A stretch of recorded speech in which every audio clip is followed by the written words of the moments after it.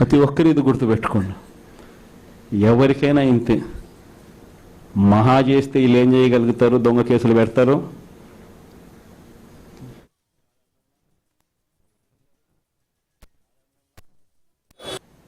విజయవాడ లాంటి కార్పొరేషన్లో కూడా 49 స్థానాలు మనం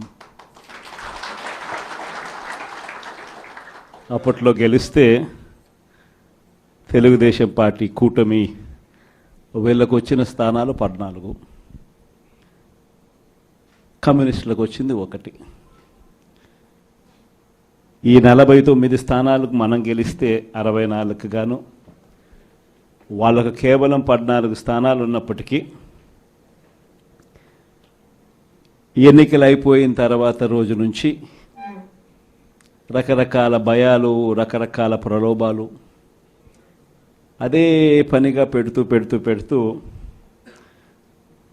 ఒక 11 మందిని మాత్రం భయపెట్టో ప్రలోభాలు పెట్టో తీసుకోవడం జరిగింది. అయినప్పటికీ 38 మంది నిఠారుగా నిలబడ్డారు అని చెప్పడానికి గర్వపడతాను.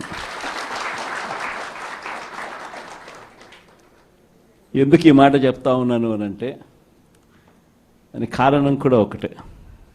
ఇన్ఫ్యాక్ట్ ఏ కార్పొరేషన్ చూసుకున్నా, ఏ మున్సిపాలిటీ చూసుకున్నా, రాష్ట్రంలో ఉన్న ఏ జెడ్పీటీసీ పరిధిలో ఉన్న ఏ మండలం తీసుకున్నా, అటు ఎంపీపీలైనా కానీ, అటు జెడ్పీటీసీలైనా కానీ, సర్పంచ్లైనా కూడా, ఏది తీసుకున్నా కూడా ఎన్నికలు అయిపోయిన తర్వాత 3 సంవత్సరాల తర్వాత లోకల్ బాడీ ఎన్నికలు జరిగితే అటువంటి ఎన్నికల్లో ఈ రకమైన రిజల్ట్స్తో రాష్ట్రమంతా క్లీన్ స్వీప్ చేసిన పరిస్థితి వైఎస్ఆర్సీపీ ప్రభుత్వం, మన ప్రభుత్వం. అంటే ప్రజల్లో ఏ రోజైనా కూడా తలెత్తుకొని పోగలిగాం.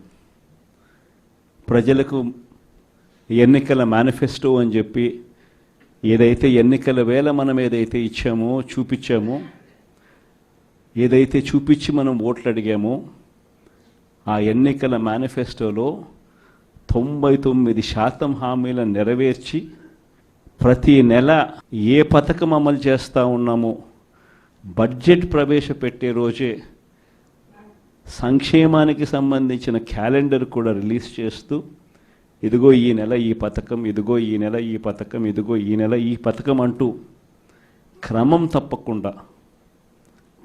తప్పకుండా ప్రతి సంవత్సరం ఎక్కడా కూడా ప్రజలకు నష్టం జరగకుండా, ఇబ్బందులు పడకుండా, క్రమం తప్పకుండా ఇచ్చిన ప్రభుత్వం ఏదైనా ఉంది అని అంటే అది దేశ చరిత్రలో ఒక వైఎస్ఆర్సీపీ ప్రభుత్వం మాత్రమే అని చెప్తాను.